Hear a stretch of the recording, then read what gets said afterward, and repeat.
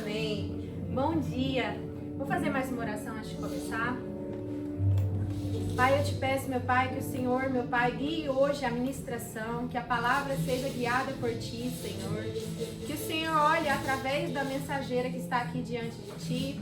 E mesmo, meu Pai, eu não sendo digna, meu Pai, de pregar a Tua palavra, que o Senhor derrame mais uma vez a Sua misericórdia e a Sua graça sobre mim e sobre os meus irmãos que estão aqui para ouvir a Tua palavra. Em nome de Jesus eu te entrego, meu Pai, mais um culto. Amém. Amém. Vou fazer uma pequena introdução agora.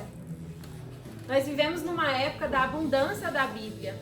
Diferente dos nossos antepassados que não tinham acesso às escrituras sagradas, não conseguiam... É que o Juan está tentando aumentar?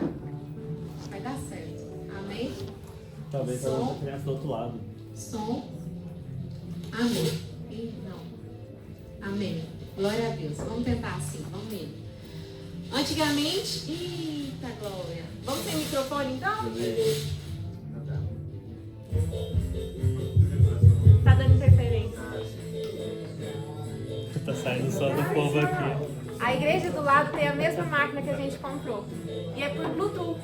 Então o Bluetooth de lá tá conectando com o daqui e a música que tava tocando vem pra cá. Eles vão lá resolver e eu vou ministrar sem microfone mesmo. Só abaixa a música, porque essa aí eu não conheço.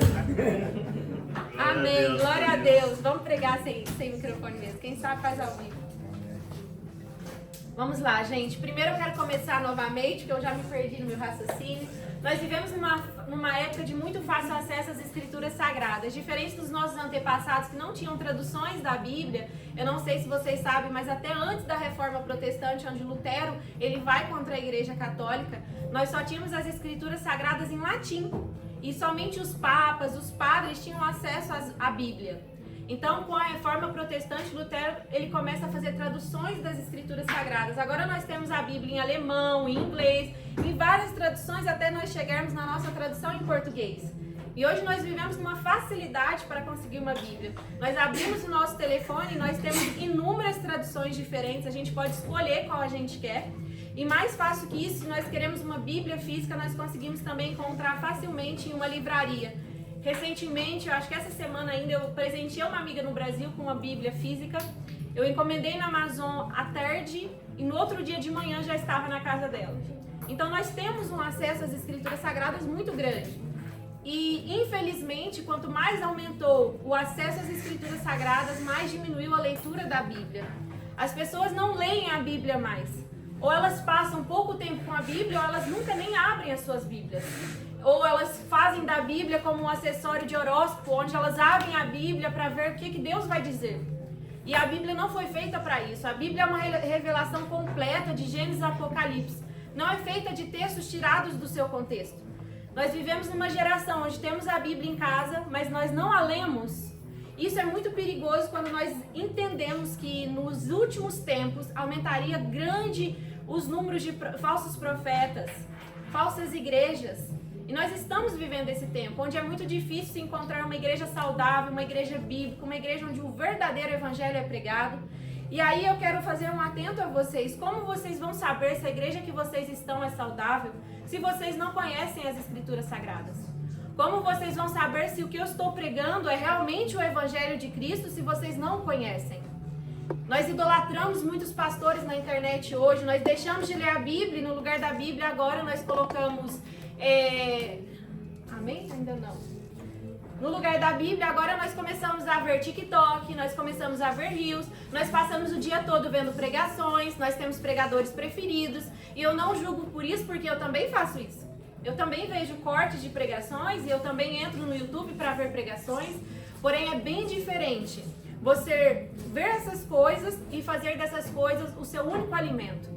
Porque o alimento que sacia a nossa fome como cristãos é a Bíblia, é as Escrituras Sagradas. Nenhum outro alimento vai saciar a nossa fome de verdade. Amém. Glória a Deus. Nenhum outro alimento vai saciar a nossa fome, a não ser a Bíblia. Às vezes nós temos pregadores que nós admiramos tanto, e eu tenho o meu. Eu acho que cada um aqui tem um pregador que admira, que gosta de ouvir. Mas agora eu te digo uma coisa, se você passa a viver uma vida onde você só escuta o seu pregador preferido, o que é que te garante que o seu pregador preferido, ele está pregando a verdade? Como é que você vai saber se ele não está se desviando da palavra se você não lê a palavra?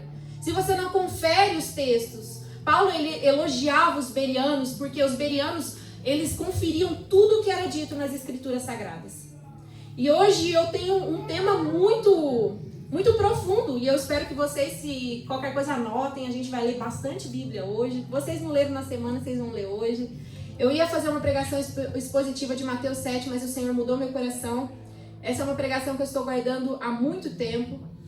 E eu quero falar um pouco sobre isso, sobre a importância da leitura da palavra, do conhecimento da palavra e principalmente o tema de hoje que é tudo sobre Cristo. Hoje eu quero convidar vocês a mudar a forma que vocês estão lendo a Bíblia. Eu não sei como vocês leram ou se vocês já leram a Bíblia pelo menos uma vez, mas hoje eu vou desafiar vocês a fazer uma nova leitura com uma nova perspectiva das Escrituras Sagradas. Sabe, os pastores, eles leem a Bíblia buscando um sermão ideal. Os teólogos leem a Bíblia querendo bases para suas doutrinas. Os aflitos estão lendo a Bíblia querendo consolo e esperança. E os apologistas, eles leem a Bíblia para criar defesas contra as heresias. Nós lemos a Bíblia sendo nós o centro. Nós lemos a Bíblia sendo nós o ponto-alvo do texto. E nós lemos a Bíblia tendo em mente que a razão principal do texto somos nós. Mas hoje eu quero contar para vocês que a Bíblia nunca foi um livro sobre nós. A Bíblia é um livro sobre Jesus Cristo. Aleluia. Podem abrir a Bíblia para mim em João, capítulo 5. Vamos ler do 15 ao 18.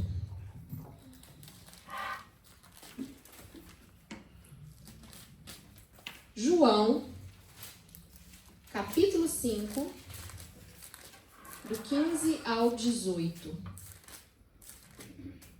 Todo mundo achou? Aleluia. Amém. O homem se retirou e disse aos judeus que tinha sido Jesus quem o havia curado. E por isso os judeus perseguiam Jesus, porque fazia essas coisas no sábado. Mas Jesus lhes disse: meu Pai trabalha até agora, e eu trabalho também. Por isso os judeus cada vez mais queriam matá-lo, porque além de desrespeitar o sábado, também dizia que Deus era o seu próprio Pai, fazendo-se igual a Deus. A história do Antigo Testamento mostra o povo israelita separado por Deus e escolhido por Deus, esperando o grande Messias, a vinda do Messias. E esse texto nós vemos que o Messias chegou, mas os fariseus, que eram os mestres da lei, aqueles que estudavam a Bíblia desde criancinha, desde pequeninos, eles estavam estudando as Sagradas Escrituras, a Talmud, que é o Antigo Testamento dos judeus. Eles estudavam cada palavra, cada sentido, o que queria dizer. Mas quando o Messias chega, esse mesmo povo que passou a vida toda lendo a Bíblia, agora não reconhece o Messias. Então aqui nós temos outro ponto. Há quem nunca lê a Bíblia e não conhece Jesus Cristo, mas há também aqueles que leem a Bíblia todos os dias, mas não foram capazes de conhecer Jesus. E sabe por quê? Porque nós lemos a Bíblia entretidos em outros assuntos. Os judeus, eles não liam buscando o Messias, eles liam buscando salvação. Continua lendo comigo no 5, no versículo 39. Vocês examinam as Escrituras, porque julgam ter nelas a vida eterna, e são elas mesmas que testificam de mim. Aqui nós estamos lendo o Novo Testamento, e Jesus está dizendo para os fariseus, que conheciam tão bem o Antigo Testamento: vocês leem, mas vocês não entendem que essa Escritura fala sobre mim. Ele está dizendo que o Antigo Testamento é sobre ele. Eu tive um café com novas convertidas na minha casa, a Jéssica estava presente, eu não sei se ela vai lembrar. E tinha uma irmã lá, que ela era católica e tinha acabado de se converter. E eu toquei nesse assunto, né, que o Antigo Testamento fala sobre Jesus, e ela ficou surpresa. Como assim? Eu nunca vi Jesus no Antigo Testamento. Jesus, não. Eu gostava do Novo Testamento, porque o Novo Testamento falava de Jesus. Mas o Antigo Testamento não fala. E ela não conseguia compreender, porque ela leu o Antigo Testamento entretida em outro assunto. Sabe, o cristianismo é a religião mais linda que existe. E hoje, uma coisa que eu sempre falo quando eu estou evangelizando, qual é a diferença de todas as religiões para o cristianismo? Todas as religiões, você é salvo por obras, mas o cristianismo não. Se você se senta para falar com um judeu, por que você é salvo? Porque eu sigo os 613 mandamentos de Deus. Se você senta com um muçulmano e pergunta por que ele é salvo, porque eu sigo toda a lei do Alcorão.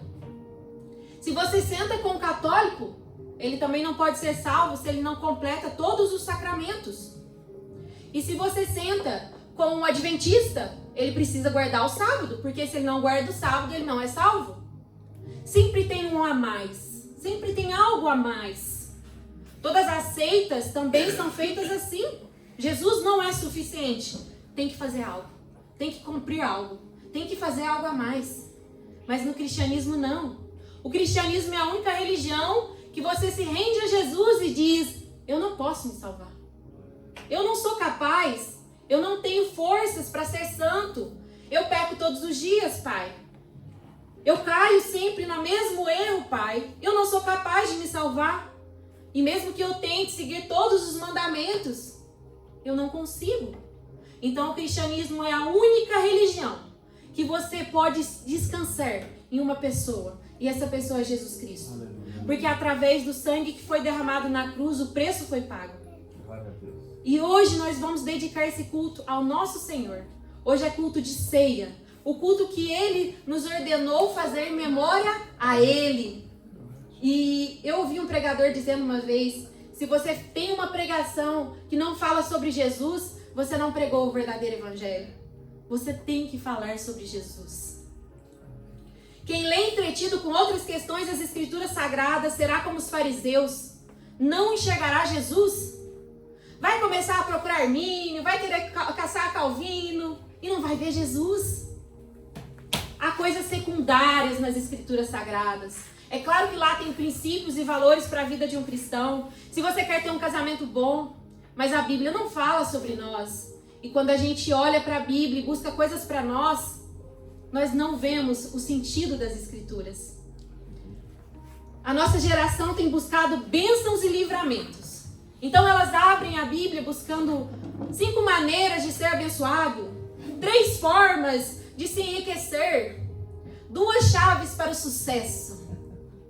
Quantos pregadores têm se orgulhado de pregações onde eles abrem as escrituras para falar sobre eles? Quantas pregações eu estive presente que só falava sobre você, você, você e você? E sabe, na época eu era muito imatura, eu dizia ao Thaleson, às vezes a pessoa precisa ouvir uma mensagem assim, uma mensagem mais de consolo, de amor, que você é amado. Só que hoje, com o discernimento do Espírito Santo, eu sei que a minha alegria não está em eu saber que eu sou amado desta forma, mas em saber que Jesus me amou. Tanto que mesmo quando eu era uma pecadora, Ele me buscou na minha casa, Ele se revelou para mim. Jesus é o verdadeiro sentido para eu estar aqui hoje. Não é sobre mim, é tudo sobre Ele. E nós precisamos voltar os nossos olhos para a Bíblia e buscar Jesus nas Escrituras Sagradas. E hoje nós vamos encontrar Jesus de Gênesis a Apocalipse. Glória a Deus.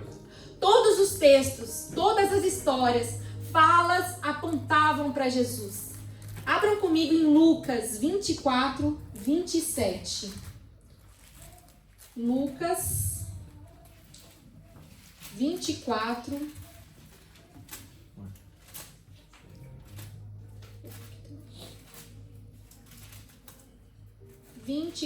27. Amém. E começando por Moisés e todos os profetas, explicou-lhes o que estava a respeito dele em todas as escrituras. Mais uma vez, Jesus dizendo, desde Moisés, que livro Moisés escreveu? Moisés ele escreveu Gênesis, Êxodo, Levítico, Números. Ele escreveu o Pentateuco, os 5 primeiros livros da Bíblia.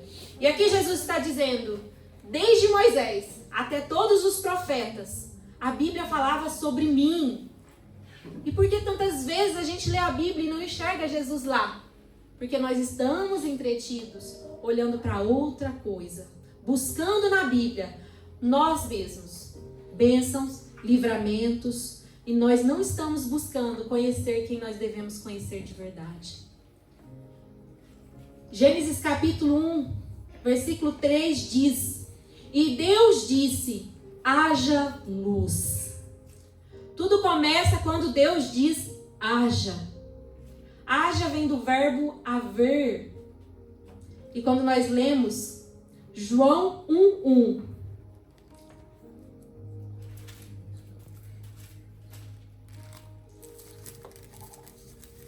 no princípio era o verbo, e o verbo estava com Deus, e o verbo era Deus. Aleluia! O verbo que Deus usou para criar todas as coisas que nós conhecemos, as que nós vemos e as que nós não vemos, era Jesus. Em Colossenses capítulo 1, do 15 ao 18, Colossenses 15 ao 18. Ele é a imagem do Deus invisível, o primogênito de toda a criação, pois nele foram criadas todas as coisas, nos céus e sobre a terra, as visíveis e as invisíveis, sejam tronos, sejam soberanias, quer principados, quer potestades, tudo foi criado por meio dele e para ele. Ele é antes de todas as coisas e nele tudo subsiste. Ele é o cabeça do corpo, que é a igreja. Ele é o princípio, o primogênito dentre os mortos, para ter a primazia em todas as coisas. Aleluia! Jesus Cristo era o verbo. Ele criou todas as coisas. Desde o princípio. Em Gênesis, eu não sei se vocês já ouviram sobre isso, é muito interessante esse detalhe. Bereshita é o nome em hebraico do livro Gênesis. E Bereshit, ele foi traduzido de uma forma incorreta. Nós traduzimos para o português correto no princípio. Mas na verdade, a verdadeira tradução correta é o princípio. Então, em Gênesis a gente vê, o princípio criou Deus os céus e a terra, e o Espírito de Deus vagava pelas águas. Nós enxergamos nos primeiros versos da Bíblia a Santíssima Trindade. O Espírito de Deus estava ali, Deus Pai estava ali, mas Deus Filho também estava ali. Bereshita, o princípio, criou Deus os céus e a terra. Jesus é o princípio. Ele é o primeiro e o último. E nele estão todas as coisas. Amém? Eu vou ler alguns textos. Vocês não precisam abrir, mas se vocês quiserem anotar para conferir depois. E primeiro eu vou deixar uma pergunta para vocês. Em Êxodo 33:20 diz: Homem nenhum verá a minha face e viverá. Deus está dizendo, ninguém é capaz de ver a minha face e sobreviver. Com base nesse texto, eu vou ler alguns textos para vocês. Isaías 6:1. No ano da morte do rei Uzias, eu vi o Senhor assentado sobre um alto e sublime trono, e as abas de suas vestes enchiam o templo. Isaías viu o Senhor sentado no seu trono e sobreviveu. Gênesis 32:30. Jacó deu àquele lugar o nome de Peniel, pois disse: Vi Deus face a face, e a minha vida foi salva. Jacó viu Deus. Juízes 13:22. Manoá disse à sua mulher: Certamente vamos morrer, porque vimos Deus. Os pais de Sansão viram Deus. E eles ainda dizem: O anjo do Senhor respondeu: Por que me pergunta pelo meu nome, que é maravilhoso? Repetem comigo: maravilhoso. Maravilhoso. Guarda isso. Quando Josué estava perto de Jericó, levantou os olhos e olhou, e eis que se achava em pé diante dele um homem que trazia à mão uma espada. E Josué se aproximou dele e perguntou: Você é dos nossos ou dos nossos adversários? E ele respondeu: eu não sou nenhuma coisa e nem outra. Eu sou príncipe. Guarda aí, gente. Príncipe maravilhoso do exército do Senhor. E acabo de chegar. Então Josué se prostrou com o rosto em terra e o adorou. E lhe disse: que diz meu senhor ao seu servo? Ele adorou alguém que não era Deus? Então, de acordo com esse texto, nós vemos os pais de Sansão, Isaías, Jacó, Josué, todos estavam diante de Deus, viram a Deus e sobreviveram. Então, como nós vamos lidar com o Êxodo 33:20, que Deus diz que homem nenhum verá a sua face e vai viver? Nós precisamos de uma resposta, porque a Bíblia não entra em contradição. Mesmo que muitos tenham tentado por séculos e séculos, nunca ninguém conseguiu encontrar uma contradição nas Escrituras Sagradas. Abram para mim em João 1,18. Nós vamos encontrar a resposta.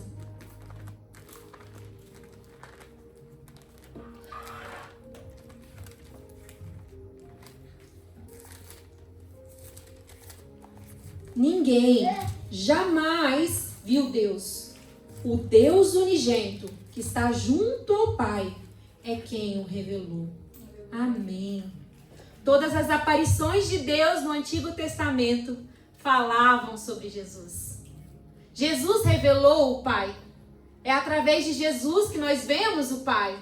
Nós não enxergamos o Pai aqui, mas nós temos Jesus conosco aqui. Aleluia. A Bíblia diz que Deus está numa luz inacessível. Nós não podemos acessá-lo. Mas a Bíblia também diz que através de Jesus nós temos acesso ao Pai. Sempre foi Jesus. Em Isaías 9:6, lembra das palavras que eu falei para vocês? Maravilhoso e príncipe.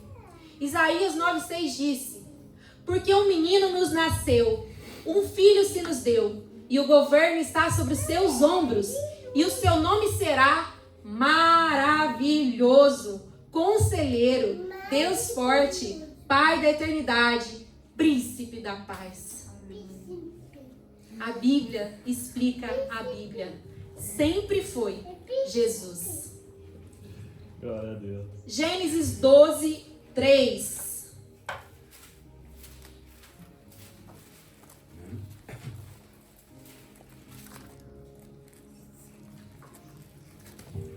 Essa passagem fala de Abraão quando está fazendo uma aliança com Deus. Quando Deus está separando Abraão para fazer a aliança do povo. Abençoarei aqueles que o abençoarem e amaldiçoarei aquele que o amaldiçoar. Em você serão benditas todas as famílias da terra. O texto não diz que somente o povo escolhido seria abençoado. O texto não diz que somente os israelitas seriam abençoados. O texto diz que todas as nações seriam abençoadas.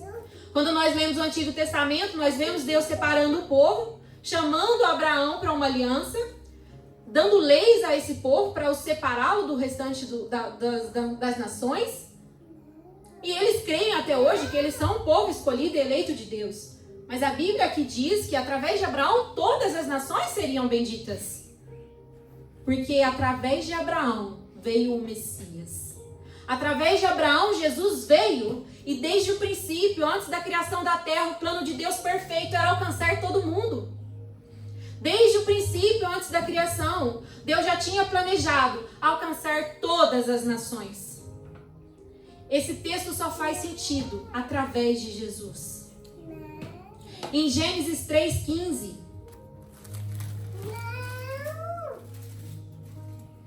Gênesis 3:15, porém inimizade entre você e a mulher, entre a sua descendência e o descendente dela. E esse lhe ferirá a cabeça, e você lhe ferirá o calcanhar. Quem já esteve no culto no lar sabe que eu já preguei essa passagem. É uma das passagens que eu mais admiro, porque é a primeira vez que Deus revela o Evangelho para nós. Aqui está bem escondido onde Jesus está presente. Mas hoje vocês vão descobrir comigo. Aqui diz que porá inimizade entre a mulher e a sua descendência. A descendência de Eva somos todos nós. Todos nós descendemos de Adão e Eva. Mas diz aqui que fará inimizade entre a sua descendência e o descendente, no singular, de Eva. Todos nós temos o cromossomo XX e XY. Todos nós temos óvulo e espermatozoide que gerou um bebê. Todos nós nascemos de uma mulher e de um homem. Mas existe apenas um homem que pisou nessa terra, que não é descendente do homem, é apenas descendente da mulher. Não precisou de esperma. O óvulo foi suficiente, porque Deus faz haver algo da onde não há nada. Apenas uma pessoa é descendente apenas da mulher. E essa pessoa é Jesus Cristo. E talvez você olhe para mim e fale, Nicole, você está forçando o texto. O texto não diz isso. Será que não? Vamos abrir em Gálatas 3:16.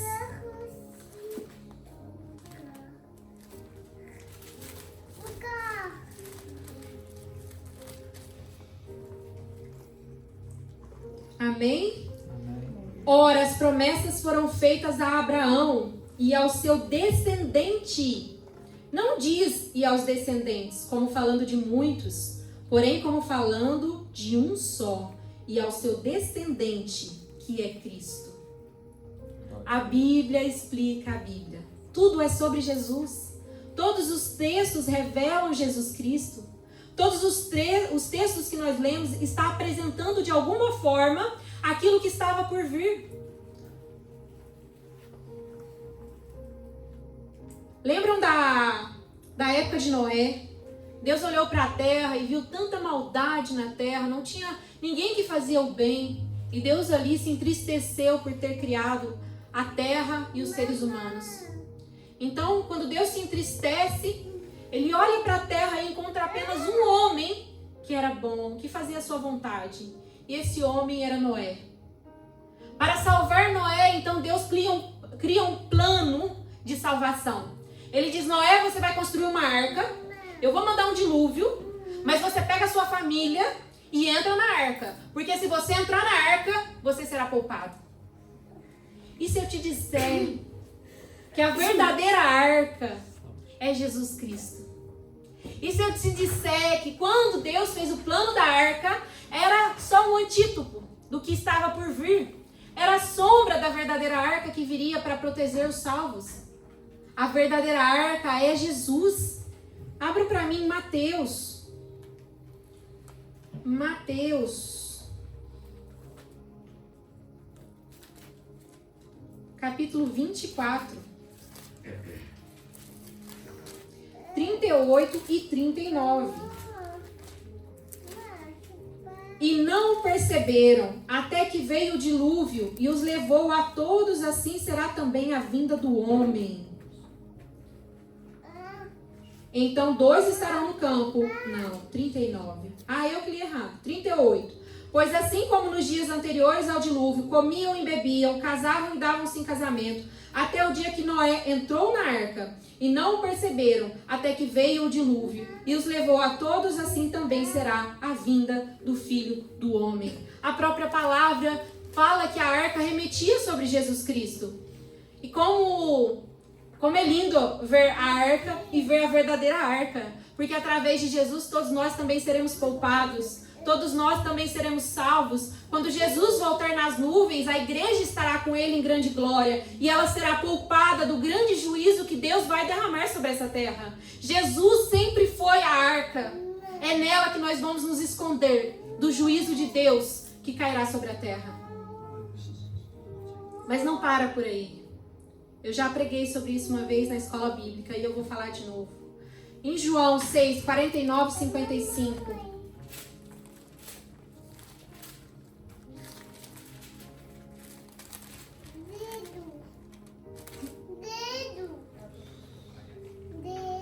Os pais de vocês comeram maná no deserto e morreram. Este é o pão que desce do céu, para que todo aquele que dele comer não pereça.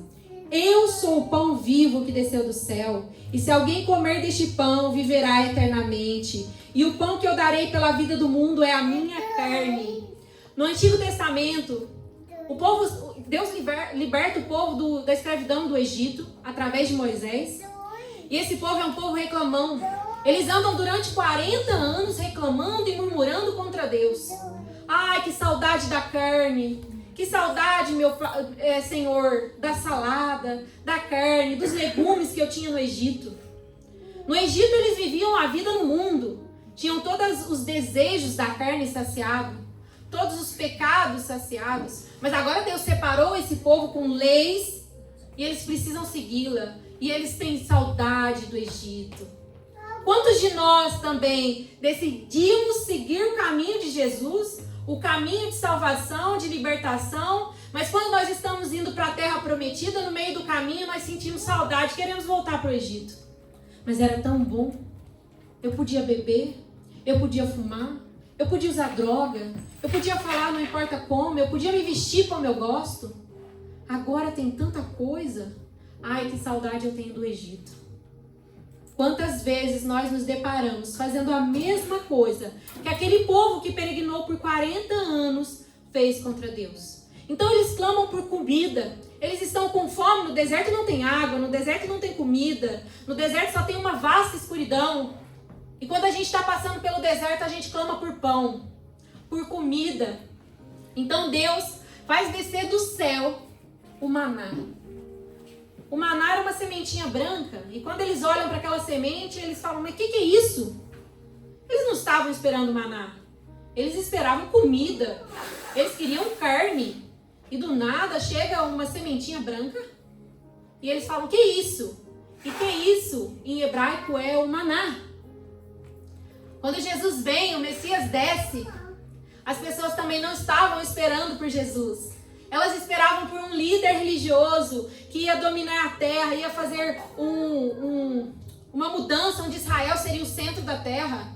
Eles não esperavam um homem misericordioso que andava com prostitutas, com ladrões, que não se importava em se aproximar de homens leprosos.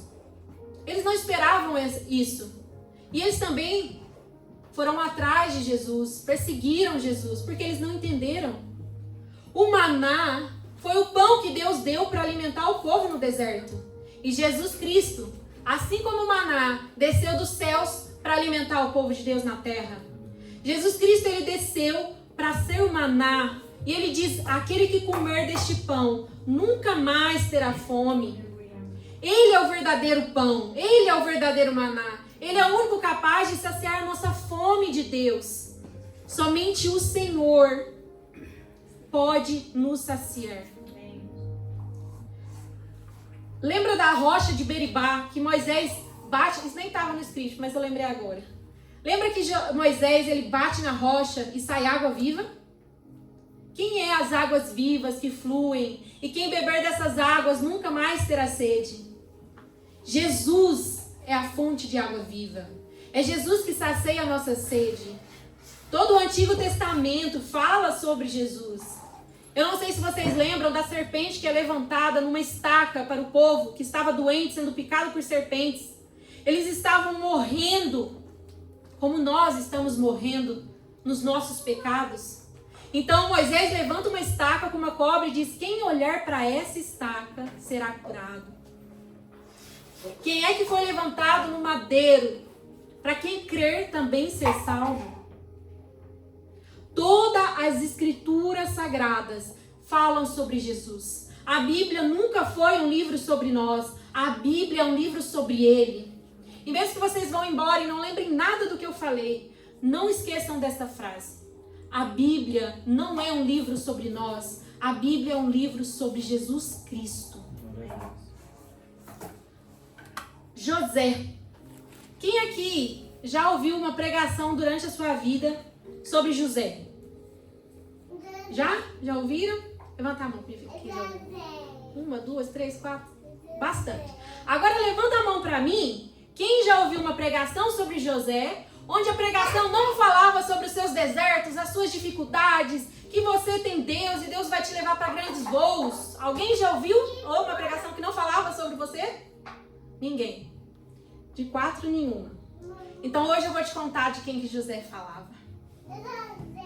José é vendido por moedas de pratas, por aqueles que ele chamava de irmão. Quem na Bíblia foi vendido por moedas de prata por aquele que ele decidiu chamar de irmão? Como um escravo, José ele aceita servir sem reclamar, até ele ser acusado injustamente. Quem é que aceitou servir e nunca reclamou de ter que servir, e mesmo assim foi acusado injustamente?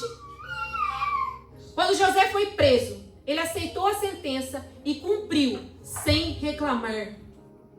Quem é que também foi sentenciado e cumpriu uma pena que não cabia a ele, que ele não merecia?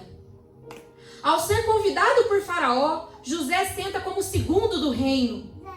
Quem é que depois de vencer as batalhas sentou ao lado de Faraó, do grande rei, do grande Deus vivo? Ao se sentar ao trono, ele agora usa o seu poder para ajudar os seus irmãos que o haviam traído. Quem é que quando ganhou todo o poder, toda a honra e toda a glória, usou isso para ajudar os seus irmãos que haviam traído? Ele ordena que em sua casa se realize um banquete e tem todo o cuidado de que eles se assentem de uma forma que só ele conhecia, por ordem de nascimento. Quem é que está preparando um banquete para receber os seus irmãos que o traem e ainda os conhece no seu íntimo? Ao ser reconhecido pelos seus irmãos, José chora e ele diz que o seu sofrimento foi um desígnio de Deus para garantir a sobrevivência de todos. Jesus também, para cumprir um desígnio do Pai, ele morreu na cruz para alcançar todos nós. José era a sombra do verdadeiro José que estava por vir. Nicole, então José não existiu? É claro que José existiu. Mas Deus é tão perfeito que toda a história fala sobre Jesus. Todos os personagens, todos os símbolos, tudo era sobre Jesus.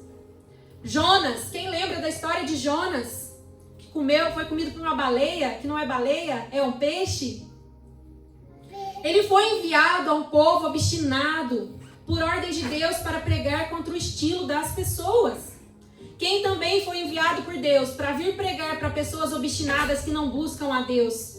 Romanos diz, não há quem busque a Deus, não há um sequer.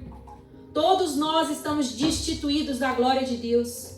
Mas Deus levantou uma pessoa para pregar para nós. Assim como ele levantou Jonas. E Jonas se lança ao mar para salvar todos do barco. Quando Deus começa a se irar contra aquele barco e começa a balançar, e Jonas vê que todo mundo vai afogar, todo mundo vai morrer, então Jonas se lança no mar para salvar quem está ali dentro. Quem é que também se lançou em uma cruz para salvar quem estava no barco? Jonas ele prega durante 3 dias sobre o fim de tudo e sobre a destruição. Quem pregou por 3 anos sobre o fim de tudo e a destruição nessa terra? Muitos se arrependeram, se humilharam, oraram e Deus os perdoou.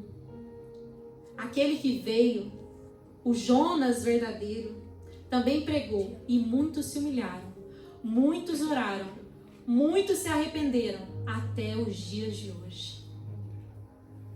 Em Mateus 12:40 diz, porque assim como Jonas, que esteve 3 dias e 3 noites no ventre do grande peixe, assim o Filho do Homem estará 3 dias e 3 noites no coração da terra. Jesus ficou 3 dias para a ressurreição também. E Abraão? Abraão ele decidiu sair da sua terra para seguir um plano de Deus, um propósito de Deus. Ele não sabia para onde ia, ele não sabia o que significava, ele simplesmente obedeceu o Pai. Quem é que também obedeceu o Pai e foi para uma terra distante? Abraão começou um povo separado para Deus. Jesus também começa um povo separado para Deus. Uma nova aliança. Abraão recebe a promessa que através dele todas as nações serão benditas. E através de Jesus essa promessa se cumpre. Eu vou ler uma mensagem para vocês muito sobre esse tema, muito forte. Há um Abel melhor e verdadeiro, assassinado sem ter culpa, cujo sangue clama não pela condenação, mas por absolvição.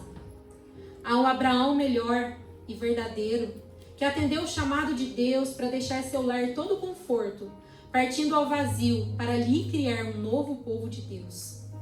Há um Isaac melhor e verdadeiro. Ele é filho da graça e da promessa, que não foi apenas oferecido por seu pai sobre o monte, mas de fato foi sacrificado por todos nós. Há um Jacó melhor e verdadeiro, que lutou e recebeu o golpe do castigo que cabia a nós, a fim de que, como Jacó, só recebêssemos a ferida da graça que nos desperta e nos disciplina. Há um José melhor e verdadeiro, que estando à direita do Pai, perdoa todos aqueles que o traíram e venderam, usando o seu poder para salvá-los.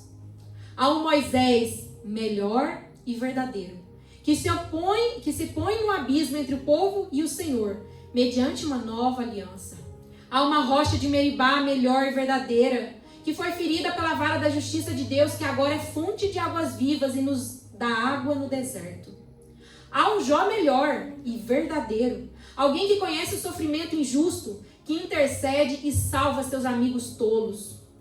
Há um Davi melhor e verdadeiro, cuja vitória se torna a vitória do seu povo, ainda que mesmo eles não tenham se levantado com uma pedra para conseguir isso. Há alguém melhor e verdadeiro, como Esther, que não arriscou apenas perder um palácio terreno, mas abriu mão do trono celestial, e não arriscou apenas a sua vida, como a deu por completo para salvar seu povo. Há um Cordeiro da Páscoa, melhor e verdadeiro. Ele é inocente e perfeito, e que se deixou ser morto para que o anjo da morte não atentasse contra nós. Ele é o verdadeiro templo. Ele é o verdadeiro profeta, o verdadeiro sacerdote, o verdadeiro rei, o verdadeiro sacrifício, a verdadeira cruz e o verdadeiro pão. A Bíblia não é uma série de histórias desconectadas. A Bíblia não é um livro sobre nós. É um livro que aponta para a pessoa de Jesus. Amém. Abram para mim em João. Estamos chegando ao fim. João, capítulo 1.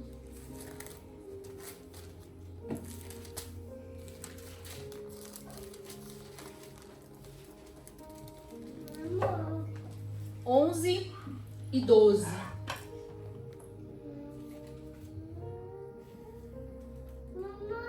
Veio para o que era seu, e os seus não o receberam.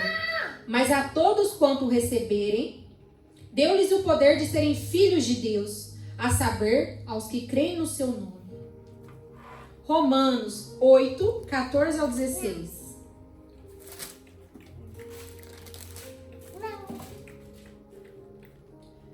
Pois todos os que são guiados pelo Espírito de Deus são filhos de Deus. Porque vocês não receberam o espírito de escravidão para viverem outra vez atemorizados, mas receberam o espírito de adoção, por meio do qual clamamos Abba, Pai. Aleluia. Até aí tá bom. Primeiramente, nós temos uma cultura de pensar que todos são filhos de Deus. Antes de me converter, eu também queria assim.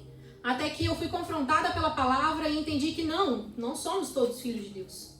A Bíblia diz que Deus nos criou, assim como criou as plantas, os animais, o céu, a terra e todas as coisas que podemos ver e não ver.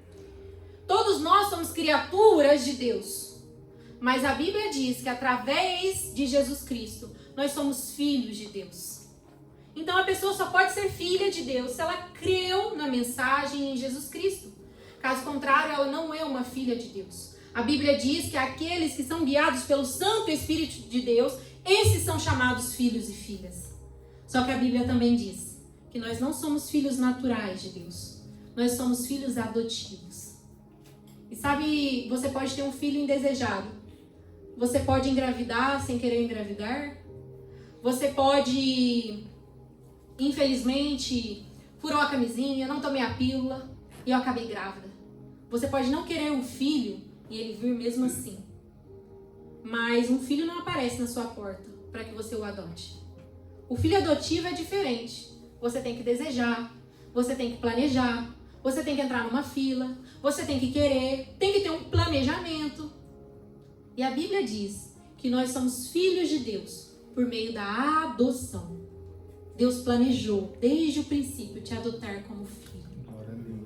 Deus desde o princípio quis que você fosse filho dele. Desde o princípio, ele planejou adotar você. Ele quis ter você. Ele escolheu amar você. Ele podia simplesmente nos criar e ir embora. Mas Ele nunca quis isso. Ele quis nos amar. Ele quis enviar seu próprio Filho para nos salvar. Ele fez o possível para que hoje a gente estivesse aqui, escolhendo também ter um Pai. O que adianta? Eu sempre na minha oração falo: Pai, como eu fui uma filha mal criada, eu andei pelo mundo, eu fui rebelde, eu não quis a sua presença, eu não me importei com você, eu nem me lembrei que um dia o Senhor me criou e que você era meu Pai, mas um dia eu voltei para a casa do Pai. Um dia o Pai foi me buscar na lama, um dia Ele me alcançou e me chamou de filha. Todos nós podemos ser filhos do Pai, mas será que nós queremos isso? Será que nós buscamos por isso?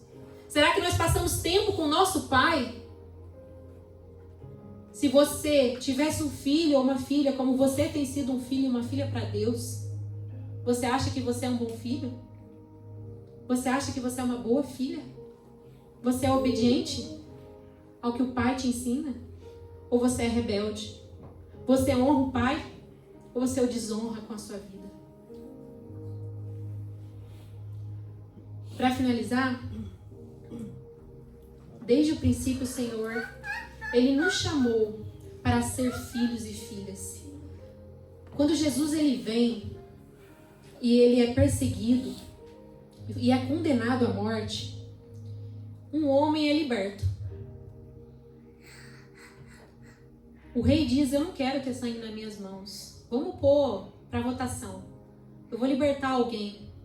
Vocês querem que eu liberte Barrabás ou Jesus? E o povo logo gritou: Barrabás, Barrabás. Vocês sabem o significado da palavra Barrabás? Significa filho do Pai. Barrabás, ele era um bandido da pior espécie. Só ia para a cruz aqueles bandidos que tinham infligido a pior lei. Os piores dos piores, dos piores pecadores e bandidos eram o que eles levavam para a cruz.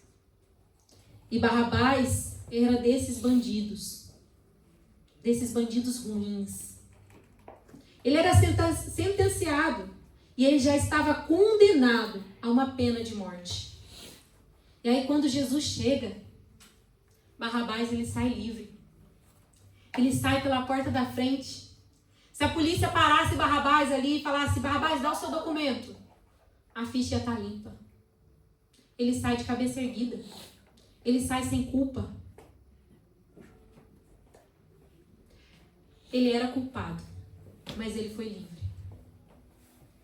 Barrabás somos nós. Nós somos Barrabás. Jesus tomou aquela cruz que era para o Filho do Pai. Naquele dia, o Pai matou o seu próprio filho por Barrabás. Aquela cruz tinha o nosso tamanho. Aquela cruz tinha sido feita para Barrabás. Jesus assumiu o lugar como pecador e aceitou morrer para que a gente pudesse sair de cabeça erguida, de ficha limpa, sem culpa. Hoje, mais uma vez, nós nos lembramos do sacrifício de Jesus. No dia anterior, ele se sentou à mesa e ele disse: fazer isso em memória a mim, até que eu venha. O nosso Redentor está voltando. O nosso Salvador está voltando. Como na época de Noé, que bebiam e davam-se em casamento e comiam, mas um dia inesperado a chuva caiu e Noé com a sua família entrou na arca e foi salvo e liberto do juízo que caiu sobre a terra e matou todas as pessoas. Assim será na vinda do Filho do Homem. Jesus não volta mais como um homem bonzinho, pronto para perdoar. Jesus agora volta com um exército de anjos para operar juízo sobre a terra. De que lado nós estamos? Quem nós amamos mais nessa terra? Essa semana o Senhor me trouxe a revelação que o mandamento mais difícil de ser cumprido é o primeiro mandamento. Amai a Deus sobre todas as coisas. Será que nós amamos a Deus mais do que o nosso cônjuge? Será que nós amamos a Deus mais do que a nossa família? Será que nós amamos a Deus mais do que a nós mesmos? Do que o nosso trabalho? Será que Deus está em primeiro lugar nos nossos corações? Será que Jesus morreu por Barrabás em vão? Ou será que ainda há filhos e filhas de Deus que vão se levantar para receber esse sacrifício e sair com a cabeça erguida ao lado do Pai? Fiquem de pé, eu quero orar.